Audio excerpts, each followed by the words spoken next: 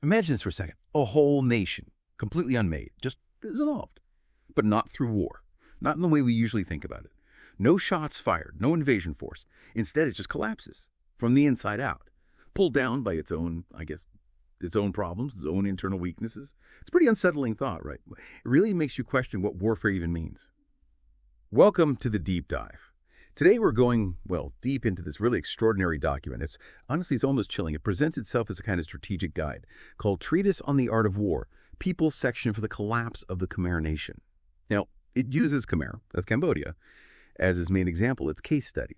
What it lays out is this methodical strategy for making a state collapse without military force. And it suggests this could work anywhere. The source we're looking at today is, well, it's a detailed playbook, a blueprint for making a country just unravels internally. And just to be absolutely clear up front, our goal here is to analyze what's in this document, to understand the ideas, the logic it presents.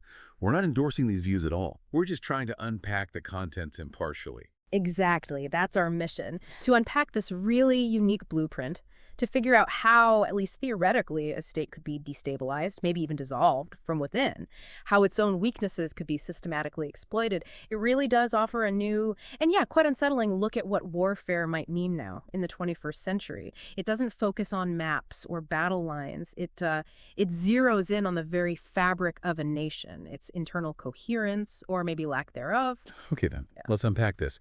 So the treatise kicks things off with this really core philosophical idea right there in the preface. And it immediately kind of flips how we usually think about global power.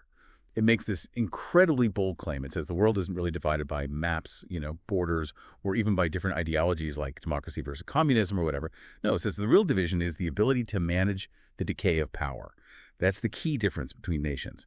And what's really striking is its claim about the Khmer state. It argues it didn't fall because of an invasion. Right. It says it fell because it collapsed under the weight of its own structures.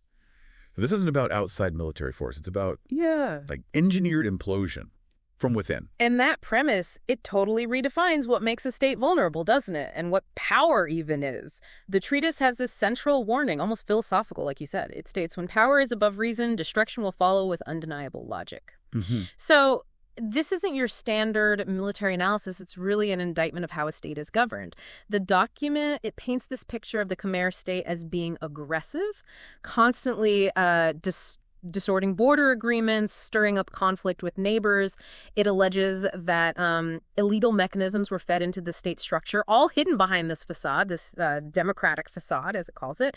And it gives specific examples. It's not vague. It talks about underground casinos basically becoming illicit money hubs, various scam operations, generating dirty money, widespread information operations, IO media. So like propaganda, disinformation. Pretty much. Using all sorts of communication, media, social media, whatever, to manipulate how people think and feel, to control the narrative, basically. And it even mentions human trafficking, and it claims all these things became major sources of state revenue. So the picture is of a state using weapons not really for defense, but just to create fear, using essentials like food, electricity, not as services, but as tools of power, control mechanisms. And critically, the treatise claims that when neighbors asked questions, tried to talk, the Khmer state it responded with bullets instead of reason. And that, the document argues, is the core instability, the root cause of its fragility. Okay, so that premise really sets the stage for this. Yeah. Well, this very clandestine strategy, it's deeply unnerving. And the document attributes this strategy to Thailand and its allies. That's who it says was behind this. And the goal wasn't traditional destruction, not tanks rolling in, not bombs dropping. The goal was to make the state burn itself down until there's no evidence of legitimacy left. It's like strategic self-immolation, not conquest. Exactly. And the treatise is really upfront about its aims. It says it wants to outline a systematic strategy, how to manage an aggressive state without invading it. It explores all these different tools, economic ones, psychological ones, technological ones, to make this internal collapse happen. Now, whether these are presented as, actual historical events or just hypothetical mechanisms within the treatise's narrative, that's part of what we're exploring. It also lays out this detailed model for breaking a country apart, specifically by exploiting minority groups. And crucially, it says, without any foreign occupation, no troops on the ground. And lastly, it says it draws lessons from these formless wars, conflicts that don't fit the old molds. It mentions Ukraine, Myanmar, Sudan as examples. Formless wars. Yeah. That's an interesting term. Yeah, it implies conflict that's maybe less about clear front lines and more about, well, systemic disruption, internal conflict, information warfare, things like that. It really is an incredibly comprehensive, almost terrifying vision of a completely different kind of conflict.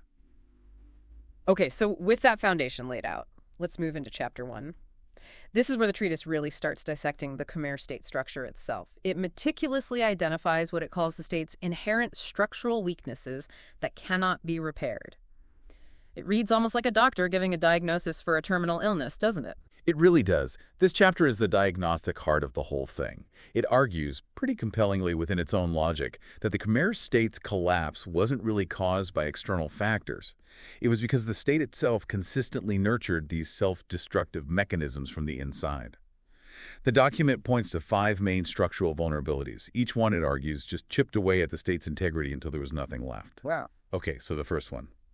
Corrupted executive power. The treatise is incredibly blunt here. It claims the state is not a state by the people, but by scam capital plus casino groups. Wow. So just Sure. completely captured by criminal interests. That's the assertion, a total subversion of democracy. It describes government agencies not as, serving the public, but as these complex networks of interest groups.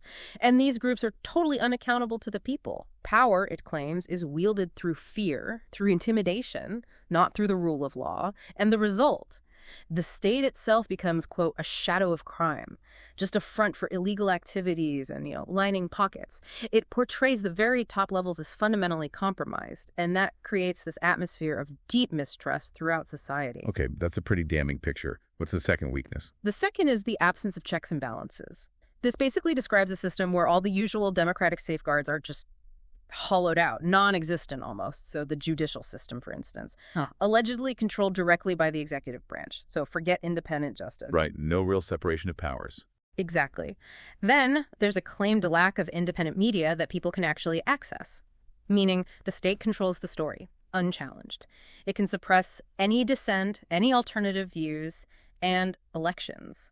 The document describes them chillingly as just rituals to confirm the same people with new votes. So not genuine democratic exercises at all. Not according to this treatise, no. It creates this closed loop, a self-perpetuating system where accountability isn't just missing, it's actively faked. So the corrupted leadership stays in power unchallenged. All right. Weakness number 3. Number 3 is a simulated economy. This one's really crucial because it gets at the state's fundamental economic weakness. The economy is depicted as almost entirely dependent on illegal stuff. Those casinos we mentioned, various scam operations, illegal labor trafficking.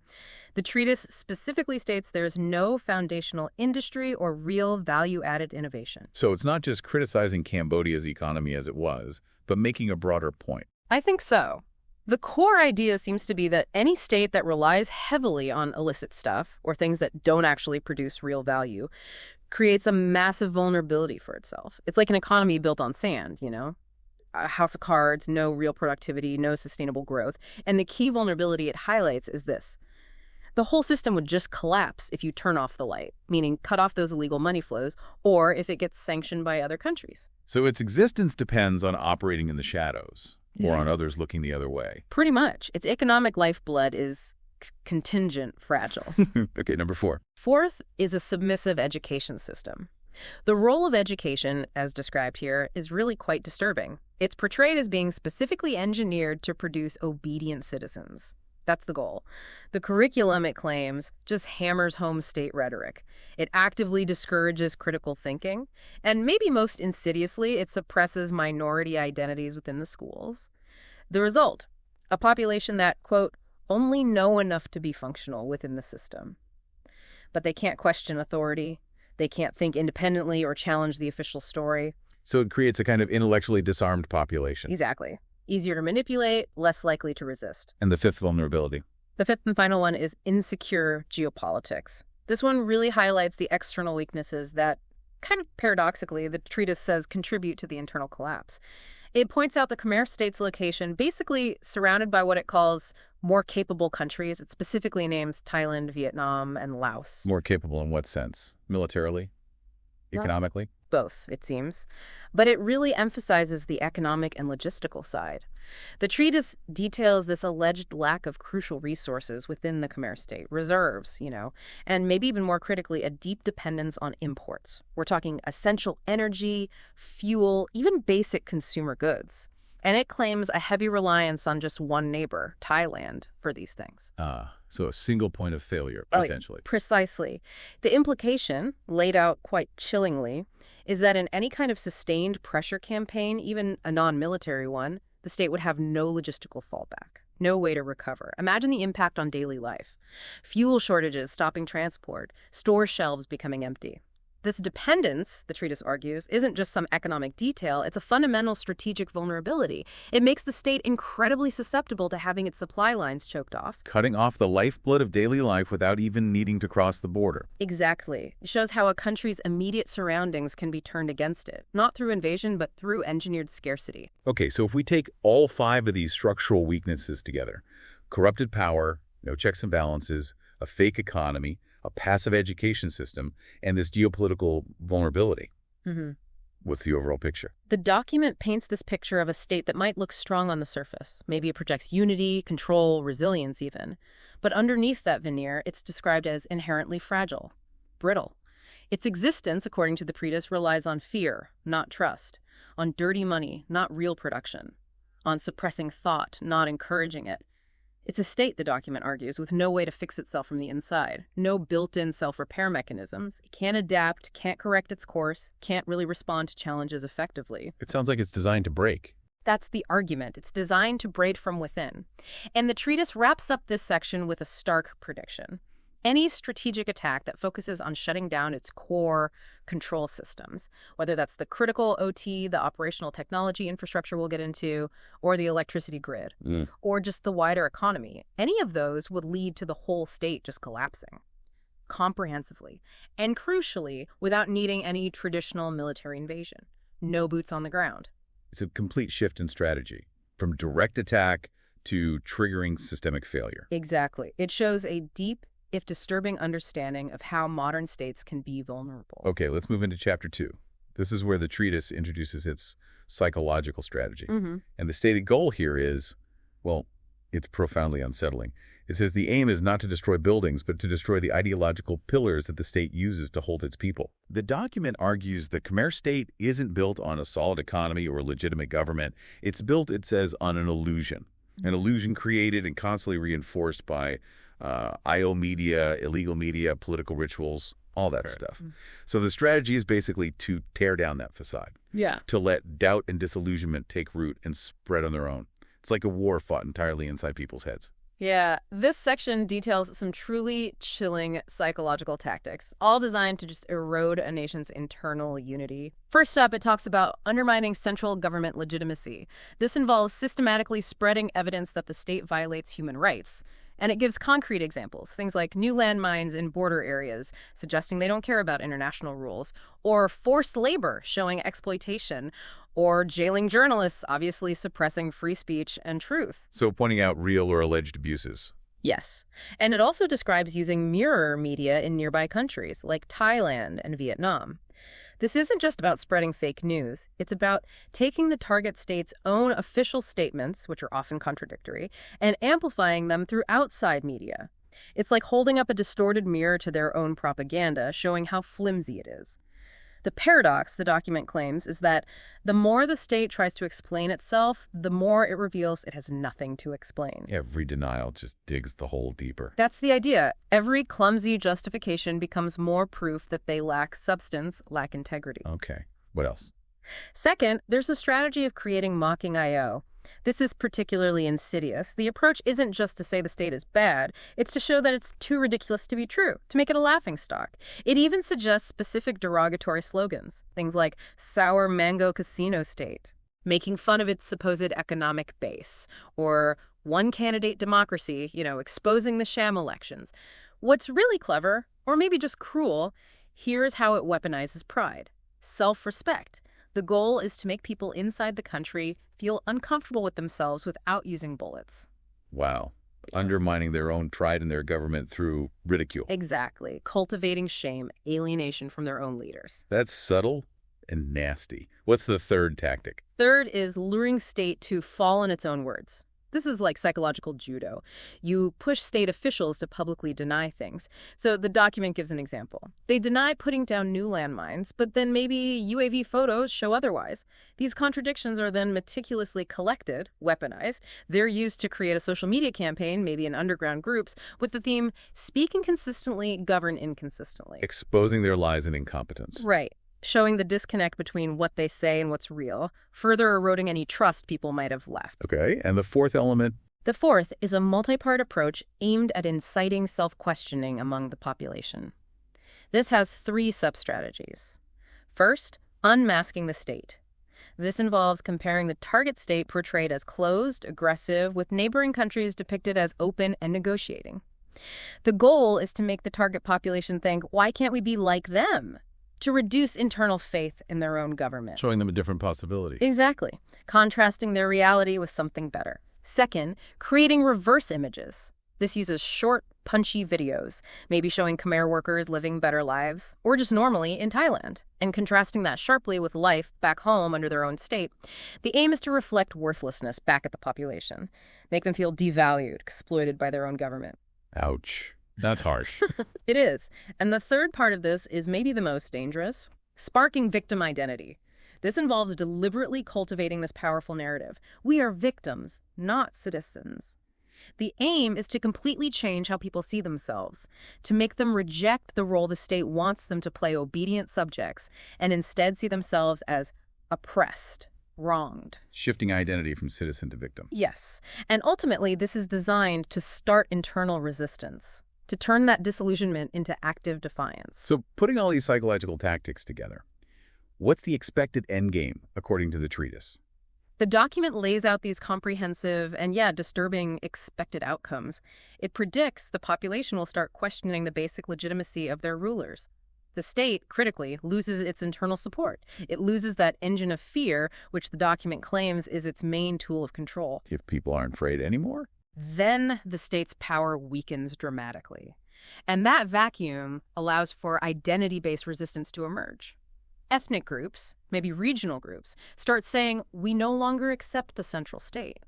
And this, the treatise concludes, leads to the state collapsing in spirit before collapsing in structure. Wow. So the mental battlefield is won first. That's the blueprint. Dismantling loyalty, identity, belief, piece by piece, all inside people's minds. All right, so from the mind games, we shift to something maybe more tangible, but just as insidious. The economy. People's wallets, their jobs, even the food on their table. Chapter 3 lays out the treatise's economic strategy for the people. And the objective is incredibly stark, just blunt. It says, no battlefield combat, just make the opposing people lack food, electricity, work, and the state will collapse itself. Yeah, it's grim. This is such a unique form of warfare. It basically turns ordinary people into economic warriors, maybe without them even realizing it. Using their daily choices, their buying habits, their livelihoods to create this battlefield without a field.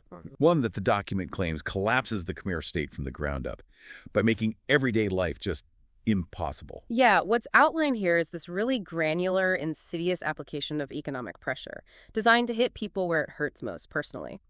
The document details several specific mechanisms. First one, boycotting goods and services.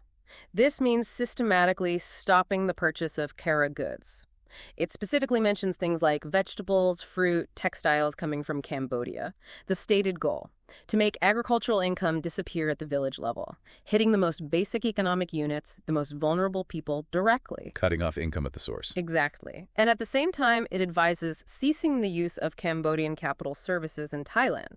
So actively avoiding businesses over there that have, quote, shares from that side, like the casinos again. The aim is to cut off the money flow connected to the gray system, starve the illicit economy.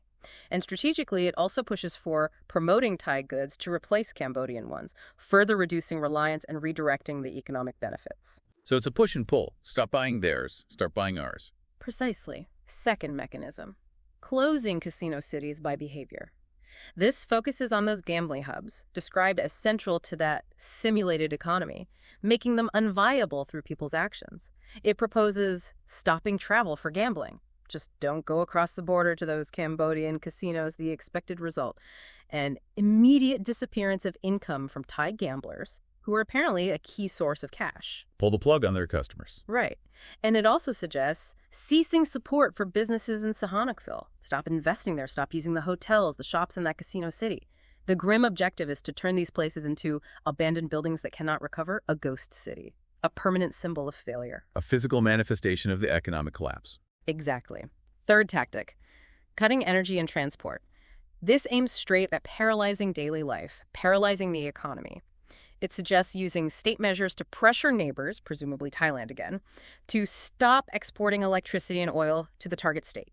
That would obstruct basic living. Imagine widespread power outages, fuel drying up.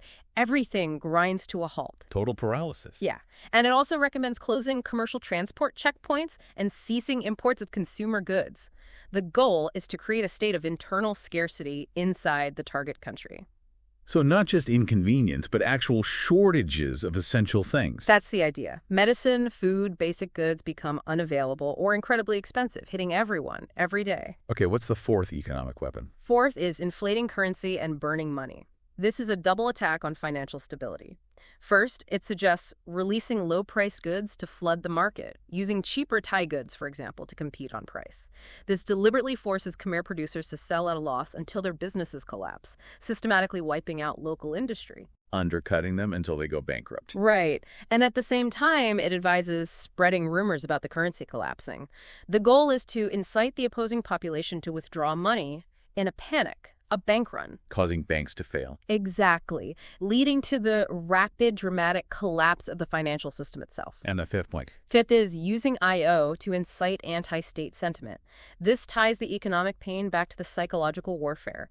It involves spreading information like no food because of the government, making people feel like the shortages, the hunger, it's all because of government stupidity or corruption, blaming the state for the engineered hardship. Turning economic pain into political anger. Precisely. And it also suggests, again, revealing images of Khmer laborers' lives in Thailand and comparing them to life in their own country, using that contrast to create inspiration to question authority, channeling the suffering into disillusionment, making people see their government as the direct cause of their misery. So the treatise then lays out the expected outcomes of this whole economic onslaught. Yes. And it's devastating. It anticipates the target state just collapsing entirely, without any military attack. Its people are systematically deprived, no food, no energy, no jobs, and ultimately, no hope. The state rapidly loses its economic foundation for power. The very systems that propped it up are dismantled or starved. And the population. The document predicts the systematic erosion of daily life, leads the population first to question, then to revolt, then to split into factions, and finally, the state itself just collapses. It's a truly grim vision of society just unraveling through economic strangulation. Okay, from the psychological and the economic, we now dive into the tech side. And this is a deeply unsettling territory. Yeah. Chapter 4 of the treatise really zooms in on operational technology systems, OT systems. Yes, OT, distinct from standard IT. Exactly. This is the stuff that controls the physical world. The treatise calls OT the very heart of the modern state structure, controlling critical infrastructure, electricity grids, water supplies, traffic cameras, fuel depots, transport systems, everything. The physical nuts and bolts of a functioning state. Yeah. And the objective stated in the document is just incredibly blunt, almost brutally simple. If state control is a switch, our job is to turn it off and throw away the manual. Wow. It's about creating total darkness, literal darkness and figurative darkness right across the state. This section gets really specific about the target state's alleged reliance on OT and where the weak points are, with striking detail. It breaks it down system by system. For electricity, it claims they rely on SCADA systems. That's supervisory control and data acquisition. The master controls for industrial processes, right? Exactly. Power plants, water treatment, things like that. The document notes they have remote access through WAN's wide area networks, and it claims these networks have open channels for commands from Thai control centers, a direct, massive vulnerability, if true. Okay. What about water? For water supply, it points to PLC's programmable logic controllers and remote valve controllers. Basically, industrial computers automating things. The treatise claims commands for these can be dumped via wireless networks, implying they're vulnerable to remote hacking. And weapons. logistics. For weapons and logistics depots, it mentions RFID radio frequency identification used for tracking things and CCTV records. These systems are described as dependent on servers using open protocols, which in cyber terms means they're likely insecure, easy to exploit. And communications. For communication, it mentions VoIP voice over internet protocol, so internet phone calls, and something called illegal DNS routing. DNS is like the internet's phone book. It translates website names into IP addresses. The treatise claims their DNS is controlled via public DNS that can be hijacked, meaning communications could potentially be rerouted or monitored. So it paints this picture of a state that's technologically connected, but fundamentally insecure. Like everything's linked, but the locks are flimsy. Exactly. Ripe for disruption. And then the document details the actual steps for an operation it calls kmher, which translates, roughly, disturbingly, as making a mess. The goal, it says, is to change the word burn city to short-circuit it to die by itself. Chilling phrase. So what are the steps? It's a 5-step plan.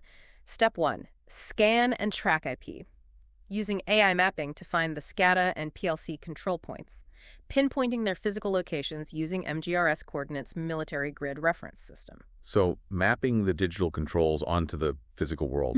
Very precise targeting. Extremely precise. Step 2, embed backdoor via access tunnel. This suggests using drones. Flying drones equipped with Wi-Fi hacking tools to inject payloads into devices. Basically, using drones to create secret pathways, backdoors, into the control system so they can receive commands from outside, without anyone needing physical access. Wow. Hacking critical infrastructure with drones. That's the described method. Step 3, lure officials to open channels. This is social engineering. Tricking the actual system operators. Sending fake alerts, like the system is abnormal, needs checking. Trying to fool the personnel into opening a remote shell, basically granting remote access to their own system. So they unwittingly open the door for the attackers. Exactly. Step 4, release short-circuit commands. Once that access is gained, unleash the chaos. Commands to shut down main power, causing blackouts. Purge valve systems, disrupting water.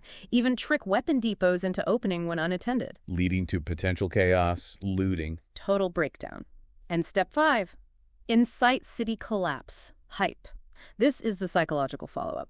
Rapidly spreading images of the failures, SCADA screens going haywire, water distribution failing through social media, underground channels, amplifying the panic, making the technical failures instantly visible and terrifying to everyone. It's not just causing the failure, but ensuring everyone knows about it immediately. Right. Maximizing fear. Right. And the treatise even names specific cities as targets for these OT attacks, doesn't it? It's not just a general idea. No, it's very specific. Sahanoukville is targeted for its electricity and water controls, especially in the casino zones. The stated goal, cut off the illegal business city, a direct hit on that simulated economy.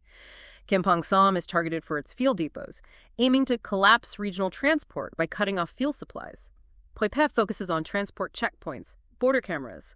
The goal, shut down international travel, isolating the country. And Phnom Penh, the capital, targeting the state network itself, aiming to create administrative panic at the very center of government. These aren't random attacks. They're surgically targeting the state's critical nerves to induce total paralysis. That's exactly how it's presented. And the documented impact, according to the treatise. It's chillingly total. The state enters a dark state, both technically no power, no water, and politically. The population lacks electricity, water, communication, fuel. The basics of modern life gone. All at once. Fear spreads rapidly. The government can't explain, can't respond effectively, and critically, other countries can't help easily because there's no system to connect to, no functioning infrastructure to even deliver aid. It's a complete systemic shutdown, isolating the state in its own engineered nightmare. Okay, so after disabling the critical infrastructure, the treatise moves to another nerve center, as it sees it, those casino cities. The gray hubs. Right. And the goal here is also pretty stark and quite unique. It says, not destroying the city, but making it worthless. And not occupying the area, but making every square meter undesirable for investment. Devaluing it completely. Exactly. The document claims the Khmer state didn't build its economy on real stuff, on production or innovation. It built it on these casino cities, places that allegedly brought together scammers, illegal labor, and this gray capital. Illicit money, basically. Untraceable, unaccountable funds. Right. Money from gambling, fraud, trafficking, bypassing legitimate systems. So the strategy is to turn these hubs, which the document portrays as the corrupt economic engines, into permanent ruins, ghost towns. Again, without firing a shot. Yeah, this chapter uses Sahanoukville as the prime example, the prototype. It details the supposed vulnerabilities of these cities and then lays out a systematic plan to destroy them economically. First, it breaks down Sahanoukville's alleged structure. Casinos, over 120 of them, it claims, many illegal, heavily dependent on gamblers coming from Thailand and China. So very reliant on specific outside money, real estate. The city is described as being full of unfinished buildings, condos, hotels, funded mostly by that gray Chinese capital, signaling a really unstable speculative bubble built on dirty money. Vulnerable if that money flow stops. Extremely. Then, cyber scammers. Buildings converted into boiler rooms for online fraud. Using confined labor, a pretty clear nod to human trafficking, forced work inside these scam centers. And crucially, legal system. It's portrayed as totally compromised, ruled by interests, not the rule of law. And the treatise argues this actually prevents legitimate investment, white capital, from coming in. So only dirty money can operate, creating this self-reinforcing cycle of illegality.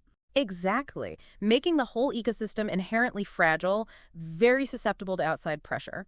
It's a house of cards built on crime, according to the document. Okay, so how does the treatise propose to knock down this house of cards? What's the destruction strategy?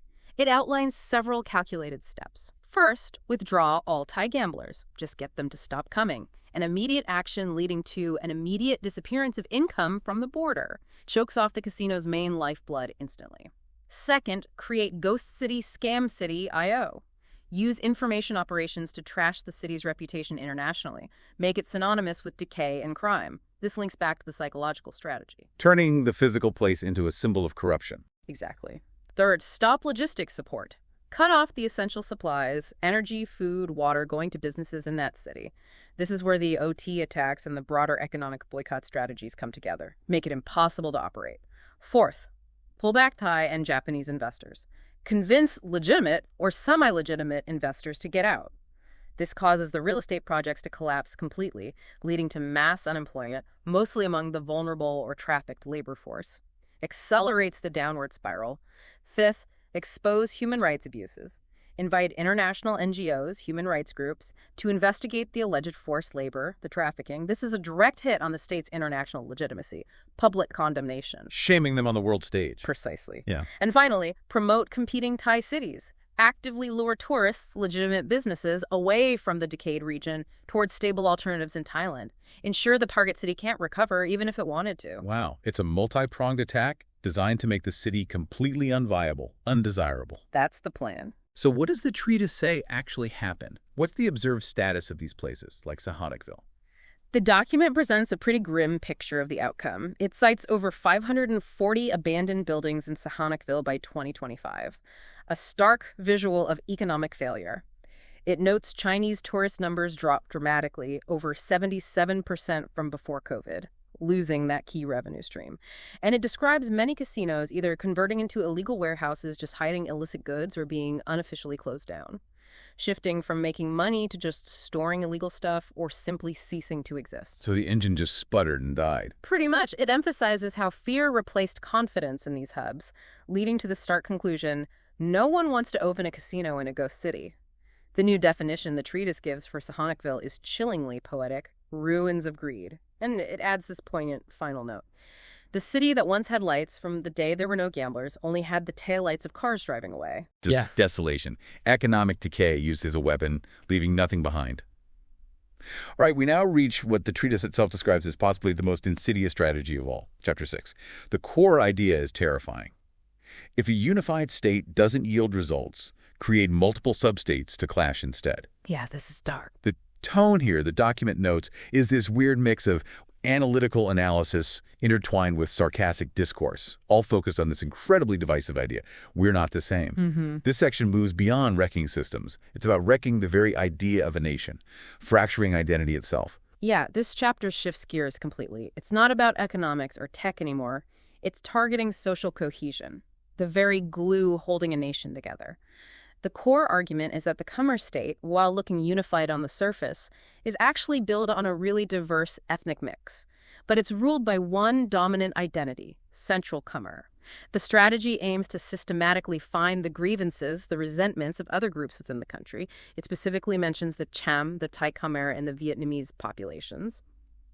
and then transform those existing feelings into active demands for self-rule, for separation.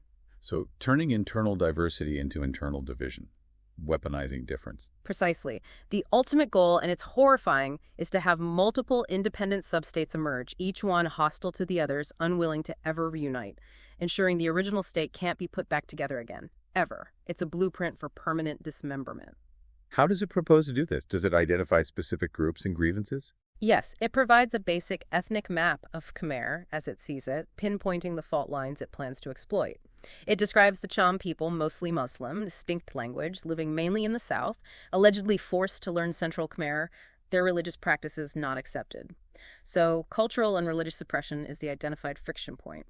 Then the Thai Khmer in the west, partially Thai-speaking, allegedly seen as impure, discriminated against in the bureaucracy, suggesting marginalization based on perceived loyalty or ethnicity, and the Vietnamese in the east, people with Vietnamese heritage, allegedly monitored as infiltrators, lacking political rights, portrayed as a population under suspicion, denied full belonging.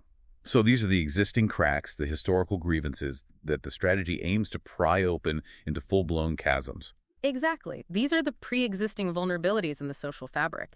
And the treatise then outlines this terrifyingly methodical 5-stage process. It calls it the incite, divide, instigate process. Step 1. Open identity wounds. Use I.O. Use underground media to constantly hammer on alleged oppression, historical wrongs, language issues, religious discrimination, rewritten histories. The goal is to create this powerful gut-level feeling. We are not Khmer. Khmer is not us. Foster deep alienation, rejection of the national identity. Made people feel like outsiders in their own country. Yes. Step 2. Establish sub-state organizations. This is the organizing phase. Actively encourage the formation of separate groups for each ethnicity. It gives examples. Southern Cham Council, Thai Khmer Liberation Front, Eastern Viet Self-State. These groups would then be pushed to create their own symbols of nationhood. Flags, official local languages, their own leaders, solidifying their separateness. Moving from grievance to political structures. Precisely. Step 3. Push for special administrative zones. Start with local protests. Maybe small things like refusing to study the Central Khmer language in schools, then escalate these into formal demands for separate self-administration, turning identity politics into territorial claims, legitimizing autonomy. Okay, this is escalating quickly. What's step 4? Step 4 is the grim one. Incite sub-state conflicts. This is where the division turns violent. Use I.O. to deliberately spread rumors, disinformation between the newly forming groups. For example, claim the Southern Cham state is stealing water from Northern Khmer farmers. Or accuse the Eastern Viet group of secretly working with foreign powers against the others. The goal isn't just tension, it's to actively stimulate clashes. Border fights, resource wars between these emerging substates, making peace impossible. Engineering conflict between the groups they just encouraged to form. Exactly. And step 5, create fragmented, chaotic state structure. This is the desired end state, a situation where no central state recognizes these substates. And crucially, there's no unifying system left at all. No common laws, no shared infrastructure, no single authority. Each little substate is just fighting for itself, for resources, for influence. And critically, the treatise notes, foreign powers can't intervene effectively because there is no central government to negotiate with. Leaves the whole region fragmented, isolated, and in perpetual conflict. Wow. That's diabolical, a strategy to ensure permanent chaos. It's presented as exactly that. So the expected outcomes of this ethnic fragmentation strategy. Are they just chaos? Pretty much. The document predicts Khmer breaking into maybe 4 to 6 distinct substates. It gives those examples. Southern Cham State, independent Thai Khmer, Eastern Viet, and this leftover Central Khmer that no one accepts. The chilling prediction is that all these new entities would just fight each other across borders, a landscape of endless, low-level internal war. And this, the document argues, makes it impossible for anyone outside foreign powers, international bodies, to ever unite or restore the original state, even if they wanted to. So it leads to the complete dissolution, not just breaking the state, but erasing it, both on the map and in consciousness. That's the stated goal, a final obliteration of the nation itself. Okay, so this brings us to the final chapter. Chapter 7, the ultimate chilling conclusion of this entire treatise. It describes what it calls the final status of Khmer. And it's a state of just absolute irreversible collapse. Total dissolution. Yeah. In this envisioned future, there is no Khmer state in the system. No borders, no central government. And the name Khmer itself, the document grimly predicts, just becomes an old word in foreign textbooks. Erased from the present. It's not just political collapse or economic collapse. It's presented as the total annihilation of a nation's identity, its very existence. This chapter details the specific features of this permanent collapse, what it looks like on the ground. It predicts an inability to ever reunite those fragmented substates because there's no mutual acceptance. The divisions created are just too deep now, the grievances too bitter. Economic systems remain fragmented, just small local bubbles, maybe different local currencies even, making any kind of national development or large-scale trade impossible. There's an absence of major international infrastructure, no big international airports, no centralized communication networks, further isolating these broken pieces. Making connection, let alone reunification, physically difficult. Right. And foreign nations, they actively avoid intervention because they cannot find a negotiating partner. There's no one legitimate government to talk to deal with. So traditional diplomacy just fails. They wash their hands of it. And peace. Critically, peace doesn't happen. Instead, the document foresees low-level but permanent clashes, just continuing indefinitely between the substates. So not a clean break, but a perpetual state of simmering conflict. Exactly. A permanent state of disunion, preventing any kind of recovery or stability. The treatise then includes this chilling quote, attributed to a foreign historian, that kind of sums it all up. Ah, yes, that final note. It says, Khmer collapsed without leaving any structure that could be restored. It was not a state that was conquered, nor a revolution, but it dissolved itself by an enemy who used no force. Differences appropriately arranged became weapons more precise than any cannon. That line, differences appropriately arranged became weapons more precise than any cannon. That really captures the essence of this whole strategy, doesn't it? It really does. It's a haunting summary, painting this picture of a completely new, almost invisible kind of warfare, where you don't attack the body, you just strategically amplify the internal diseases until the whole thing dissolves. Yeah. A sobering, terrifying counterpoint to how we usually think about national security, about threats. And the document finishes with this brief but incredibly revealing secret section. It's described as the planner's log. Yeah. The notes of whoever devised this whole collapse strategy. The tone is noted as being cold, unemotional, and unexplanatory. No justification, no moralizing. None. Just a stark, dispassionate record of the philosophy underneath it all. It's like getting a glimpse inside the architect's mind. Yeah, this final bit really unpacks the core thinking behind the entire treatise, the strategic logic, and the fundamental principle is laid out so clearly. The goal is not occupation. The goal is for the structure to collapse by internal force. A complete departure from traditional military thinking. Totally. It explicitly says, we don't need to create external enemies. Why bother? The focus is entirely internal. Just make the internal system of the Khmer state unable to reunite, break the bonds within, and then that chilling line. Differences are not obstacles, but can be raw material for excellent bombs. Wow. Seeing internal diversity not as strength or even just a neutral fact, but as potential explosives. Exactly. It flips the whole paradigm. Conflict isn't about external attack. It's about precisely, coldly manipulating a nation's own internal divisions, its own weaknesses. Engineering self-destruction. And what's really alarming is that these planners' notes then talk about reusable mechanisms, strategies that aren't just specific to Khmer, but applicable, it claims, to every unified state. Yeah, that implies this is a universal template, potential playbook for dissolving any country with internal divisions. What are these reusable mechanisms? It lists several. Covert structures, creating local groups, maybe community associations, cultural clubs that look harmless, non-political on the surface. But their real purpose is to control consciousness, to shape opinions from the inside. Group-specific I.O. Tailoring media, narratives, not for everyone, but specifically for one group. Making that group feel alienated, feel like they're not part of the whole. Fostering resentment against the center, against other groups. Inciting substate identity. Not necessarily starting with outright hate for the central government, but subtly making ethnic or regional groups feel they'd be better off separate. Highlighting the supposed benefits of going it alone. Structuring conflict. This is key. Making sure conflict isn't random, but is arranged into an irreversible structure. Setting up dynamics where different factions are basically locked in opposition, making resolution incredibly difficult. And the ultimate goal, the final mechanism, making unreunitable.